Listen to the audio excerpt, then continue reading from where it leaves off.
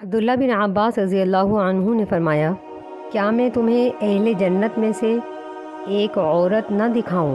عطا بن ابی رباح رحمۃ اللہ علیہ فرماتے ہیں، میں نے کہا کیوں نہیں؟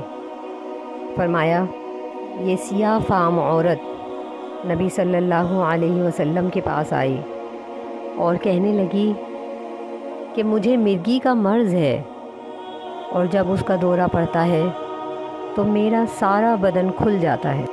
اے اللہ کے نبی، آپ اللہ سے دعا کیجئے۔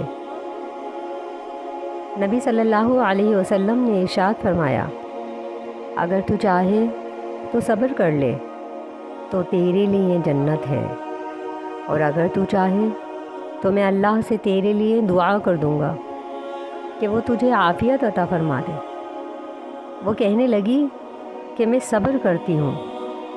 پھر اس نے کہا کہ میرا جسم کھل جاتا ہے، آپ اللہ سے دعا کر دیں کہ میرا جسم نہ کھلے۔ تو آپ صلی اللہ علیہ وسلم نے اس کے لیے دعا فرمائی۔ مسلم کتاب البر والصلہ۔